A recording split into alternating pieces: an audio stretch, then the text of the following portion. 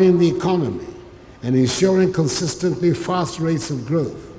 These developments, for me, have vindicated the choice of Nigerians, which I believe enable continuity in office for the APC through President-elect Ahmed Tinubu. We have worked with you. We have achieved so much in the last 4 years. In fact, you have the record, the very enviable record, that you are the president in this Fourth Republic that signed or assented to 108 bills. 108. The closest to you did 75 in 8 years. Ours is just the 4 years that we have worked with you. For life beyond office, it's a chapter that will be impartially remembered differently. Buhari has left us with a legacy that evokes a sense of patriotism. He has erected a legacy that shall resonate through countless generations of administrators, serving as an enduring benchmark for effective policy making in navigating the complexities of our nation. The writers of the two books on President Muhammadu Buhari noted that it is a factual interpretation of the legacies and progress recorded in 8 years. Now, why did I write this book? This book started in 2017 or 2019 when I wrote a pamphlet on the innovations introduced into governance and some unique achievements by President Muhammadu Buhari's administration. That's the beginning. From then, I continue researching, writing on every project offered by Mr. President. Foundations for a better Nigeria are now in place. Food security, press freedom, a new vision for oil and gas. Buhari's government did this, and in the face of considerable odds. The books were reviewed by former Ekiti State Governor Dr. Kayode Fayemi and Deputy Vice Chancellor, University of Accra, Aba, respectively. Focused on restructuring the economy largely through a diversification strategy. At the top of the list of priorities was stabilizing the macroeconomic environment, bringing down inflation, as well as steadying exchange rates through better coordination between monetary, fiscal, and trade policy. And like the author said in chapter 8, 9, and 10, it is not yet Uhuru for Nigerians as far as these three promises are concerned. But there are a lot of effort put in place based on records in Naira and Kobo, in programs and in policies in that particular, in that book that defines how far Buhari had gone in these 8 years. President Akufo-Addo stressed the importance of documenting and honoring the legacies of influential leaders as a guide for future generations. Uyi Agmofwegbe for Global TV News. The Deputy Speaker of the House of Representatives, Idris Wase, has declared still in the race for the Speaker of the 10th National Assembly. He disclosed this after meeting with President Muhammadu Buhari at the presidential villa in Abuja. Wase said he has not stepped down or withdrawn for any candidate in the race. I don't know where you are getting your information from. Story. I want to tell you I'm in the race, and by the grace of God, I'm going to get to the race conclusively. I have not done or stepped down for anybody. The legislator says he and his colleagues in the race share the same line of thought against the APC's zoning arrangement. Wase added that the APC did not consult other speakership aspirants in the race before setting for preferred candidates, saying the party decision contradicts Section 14(4) of the 1999 Constitution. The National Working Committee did categorically state in their letter that this was advisory and that there's room for continuous engagement. And in light of that, I am telling you that that advisory is not intending with our Nigerian Constitution, 1999, Section 14(4), as amended, which stipulates that the composition of government of Nigeria or any of its agencies shall be carried out in such a manner as to reflect the federal character of Nigeria, thereby ensuring there shall be no predominance of persons from a few states or from a few ethnic or in that government or in its agencies. The main purpose and thrust of that provision is to promote peace, harmony and unity among Nigerians. It could be recalled that All Progressive Congress, APC, had anointed Tajuddin Abbas and Benjamin Kalu as the preferred candidates for the position of the Speaker and Deputy. Kike Lomo Okere, Global Television News, Abuja. The Economic and Financial Crimes Commission, EFCC, has uncovered plans by some politically exposed persons, which include governors, ministers, and political appointees under its watch, to flee the country after their tenure on the 29th of May. The commission describes the allegation of Governor Bello Matawale's $2 million bribe demand linked to its chairman, Abdul Rashid Bawa, as a wild hoax. Mr. Wilson Wujaren, head of media and publicity of EFCC, in a statement, asked its international partners to frustrate the escape of the politically exposed persons. The managing director of the Nigerian Export Processing Zones Authority, NEPZA, Adesoji Adeshugba, has called on local investors to emulate Dangote by exploring the free trade as a result of its cost effectiveness in helping to contribute to the country's industrialization process. Adeshugba made this call while congratulating Aliko Dangote on the completion of the refinery commissioned by His Excellency President Muhammadu Buhari. In a statement signed by the head of corporate communications, Martins Ode, he described the huge investment in Dangote Refinery as one of Nigeria's flagship free trade zones, saying the multi-billion-dollar investment is further testament on the extent the Nigerian billionaire investor could go to contribute his quota to solving Nigeria's energy challenge. A federal high court sitting in Abuja has ordered the President Muhammadu Buhari-led administration to account for the spending of $460 million Chinese loan taken to fund the failed Abuja closed-circuit television project. The court also ordered the present government to publish the total amount of money paid to Chinese local companies, contractors, and specific details of the names of the companies, the contractors, and the status of the implementation of the project. Honorable Justice Emeka Nwite made the order last week while delivering the judgment in the Freedom of Information suit brought by the Social, Economic Right and Accountability Project, SERAP. The suit followed the disclosure in 2019 by the Minister of Finance, Zainab Ahmed Shamsuna, that Nigeria was servicing the loan, adding that she had no explanations on the status of the project. In his judgment, Nwite agreed with SERAP that there is reasonable course of action against the federal government, adding that accounting for the spending of 460 million Chinese loan is in the interest of the public. The National Agency for Food and Drug Administration and Control, NAFDAC, is seeking collaboration with the Nigerian Customs Service, Department of State Security, and others to promote Nigerian goods abroad. The call for the collaboration is contained in a statement issued to newsmen by the agency's resident media consultant, Olushayo Akintola, in Abuja. The statement quoted NAFDAC Director General Professor Mojisola Adeyeye saying the collaboration will help reduce frequent rejection of Nigerian food exported to Europe and the United States of America. The statement disclosed that Professor Adeyeye made the assertion at the official commissioning of the new NAFDAC office complex for the Murtala Muhammed International Airport in Lagos. Adeyeye lamented that over 70% of food exported from Nigeria are rejected abroad, with huge financial losses to the exporters and the country at large. The Minister of State for Power, Godi Jedi Agba, has applauded the Rural Electrification Agency for its impacts, commending the agency for its impressive performance in the power sector in Nigeria, saying that the project it has implemented have gone a long way in closing the energy gap, uplifting the underserved and the unserved Nigerians. He stated this after the Federal Executive Council meeting at the Presidential Villa in Abuja. Uyi Agbamofuegbe has details.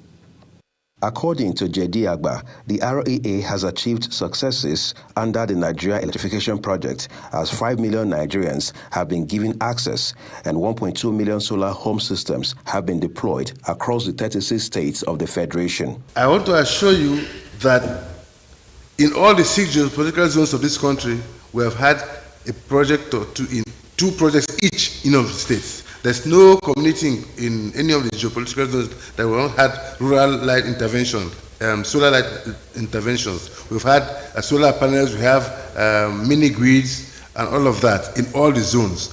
And for me, that agency It's a star agency. It is performing. It's a high-performing agency. I don't talk of individuals, but I talk about the agency itself and the output.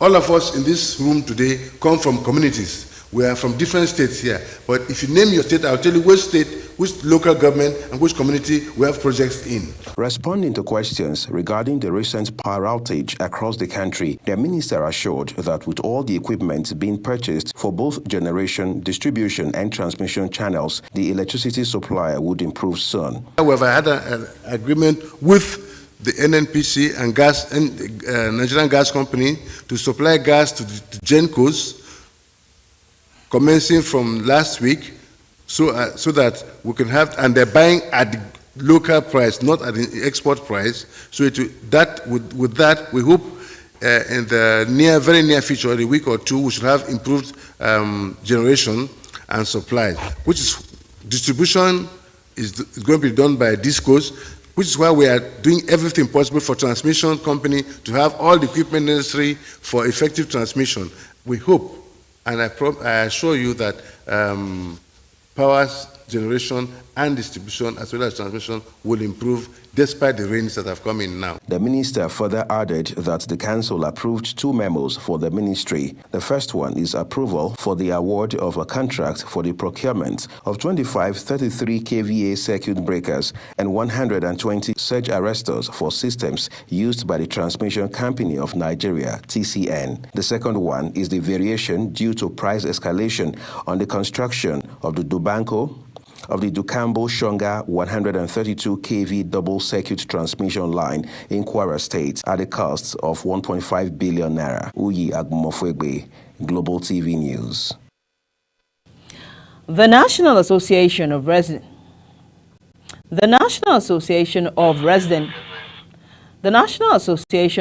Doctors, NARD, yesterday suspended its 5-day nationwide warning strike.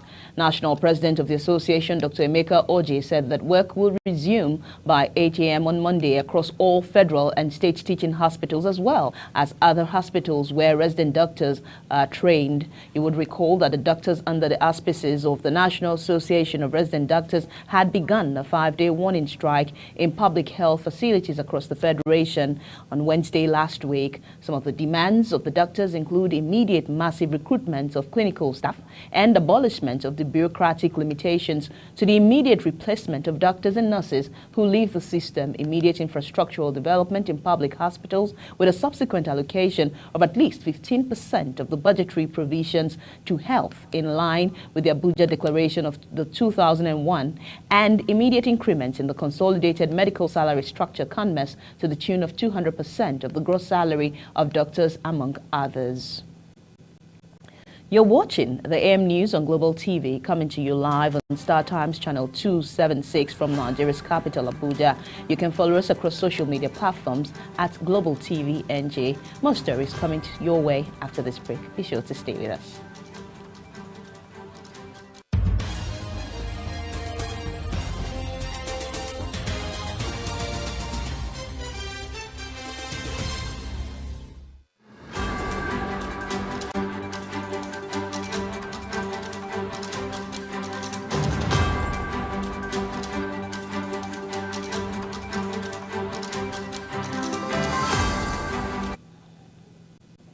And now to the foreign scene, or a bit of foreign news. The United Kingdom is set to announce new restrictions that will most likely stop Nigerian students and other nationalities studying in the UK from bringing their families over. According to an exclusive report by The Sun UK, this move will be announced this week, which will see all masters and postgraduate students banned from bringing family over. However, the report says the ban will not apply to PhD students whose courses usually last between 3 and 5 years and are highly skilled. This follows reports that the net migration into the UK has skyrocketed to 1 million, with Tory MPs asking the Prime Minister Rishi Sunak to get a grip on the rocketing numbers. The President of Democratic Republic of Congo, Felix Tshisekedi, is set to visit China from the 24th of May to the 29th and is expected to meet President Xi Jinping to review and sign several key trade deals. The meeting, which will pave way for the two countries to formally overhaul and seal a $6 billion infrastructure for minerals deal with Chinese investors, will have the Chinese ministry saying that during the visit to China, the two heads of state will hold talks and attend the signing ceremony of cooperation documents together. The Democratic Republic of Congo is the world's largest producer of battery material, cobalt. In Sudan, the residents of Sudan's capital say the army has conducted airstrikes to win ground against its paramilitary rivals hours before a week-long ceasefire that is aimed at allowing delivery of aid. The army also carried out airstrikes targeting vehicles from the mobile units of the paramilitary Rapid Support Forces, RSF. They have been operating across residential areas in the capital since the conflict between the two military factions erupted on the 15th of April. Both sides have said they will abide by a ceasefire, though fighting has continued through previous ceasefires. This is the first truce to be formally agreed following negotiations. The ceasefire deal includes a monitoring mechanism involving the army and the RSF, as well as representatives from Saudi Arabia and the United States, which brokered the agreement after talks in Jeddah. And in Ukraine, the United States President Joe Biden has said the U.S. is doing everything possible to strengthen Ukraine's defenses in its war with Russia. He said this in a meeting on the sidelines of the G7 summit as the Russians claim a battlefield victory in the eastern Ukrainian city of Bakhmut. Biden announced military assistance worth up to $375 million to Kiev, telling Zelensky the U.S. was the war. The meeting came as Zelensky attempted to win over the leaders of non-aligned countries, including India and Brazil, who so far declined to condemn the Russian invasion. The military aid package includes ammunition, artillery, armored vehicles, and training, which comes days after giving the UK and other allies the go-ahead to transfer U.S.-built F-16 jets to Ukraine. And now we go on to sport on the M News on Global TV. The Flying Eagles have, as a matter of fact, acquired the first 3 points in the Group D of the ongoing FIFA Under-20 World Cup in Argentina. Guillermo de Rena's own goal and an intelligent finish by Samson Lawal were enough to steer the Flying Eagles beyond the Dominican Republic right there in Mendoza, Argentina. A VAR consultation of Daniel Dagger's tackle by the Japanese referee Yusuke Araki led to the Dominican Republic being awarded a penalty just 20 minutes into the encounter, a sport kick which was well converted by Edison Ascona. The Flying Eagles is to play Italy next Wednesday before their clash on Saturday. Arsenal's away loss to Nottingham Forest on Saturday was the icing on the cake for Manchester City to clinch up their third consecutive English Premier League title. The citizens were sealed the achievement in style by defeating Chelsea 1-0 for their 12th consecutive league win. City's Julian Alvarez scored the goal early in the game and had another ruled out for a handball by Riyad Mahrez in the build-up. This is Citizens' fifth Premier League title in the last seasons. They have won top flight titles in their history, 7 of which have been in the last 12 years. City may have been crowned champions already, but the final day of the Premier League season comes up on the 28th of May, with every game kicking off at 4:30 p.m. And in the world of motorsports, Mercedes contract expires. Lewis Hamilton's Mercedes contract expires at the end of the season, and it remains unclear if the 7-time Formula champion will extend his contract with Mercedes. Italian motorsport heavyweight Ferrari are now reportedly preparing a sensational £7 million to try and lure the long-targeted Hamilton from Mercedes. Formula One will begin the 2023 season in the streets of Monaco for the 6th Grand Prix of the 2023 season from the 26th of May to the 28th of May. And that's our package this morning on the AM News on Global TV Live in Nigeria's capital, Abuja. We're on Star Times channel 276 from Abuja, Nigeria's capital. You can follow us across all social media platforms at Global TV NG. I'm Kemi Ashekun. Thank you for listening. And we're up again with the news at 12, at 4, and at 8. Do stay with Global TV.